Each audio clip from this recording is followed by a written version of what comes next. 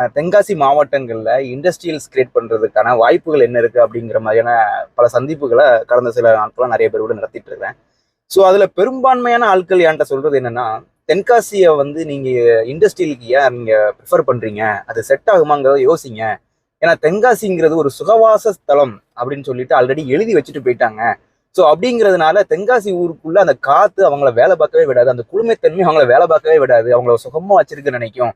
So பல industrials வைக்கிறதுக்கு முயற்சி பண்ணி தோத்து போன கதைகள் நிறைய இருக்கு அப்படின்னு சொல்லிட்டு ஒவ்வொரு கதைகளா எடுத்து கொண்டு வந்து காமிச்சாங்க. சுமார் 30 வருஷத்துக்கு முன்னால அருணாச்சல செட்டியாசனுடைய அந்த அவங்க இண்டஸ்ட்ரியல் மினிஸ்டர் இருந்ததுக்கப்போ அவங்க ஏற்படுத்த நினைச்ச தென்காசி மாவட்டத்துக்குள்ள இண்டஸ்ட்ரியில உருவாக்க நினைச்ச அந்த ஹிஸ்டரியெல்லாம் எடுத்து கொண்டு வந்து காமிச்சாங்க. ஒன்று பார்க்கும்போது ரொம்ப திகைப்பா இருந்துச்சு. பட் அந்த சமயத்துல அது எல்லாமே வந்து எனக்கு பாசிபிள், அது ஓகே, அதனால அது இந்த மாதிரியான மக்கள் வந்து இந்த மாதிரி தாட்ல இருந்துருக்கலாம். பட் இந்த சமயம் அப்படி கிடையாது, எல்லாருக்கும் வந்து ஒரு உத்வேகம் இருக்கு, இந்த மண்ணிலேயே இந்த சுகவாச ஸ்தலத்திலேயே நம்ம வந்து சம்பாத்தியமும் பண்ணணும் அப்படின்னு சொல்லிட்டு அப்படிங்கிற மாதிரி நிறைய ப்ரொபோசல் நான் எடுத்து வச்சேன்.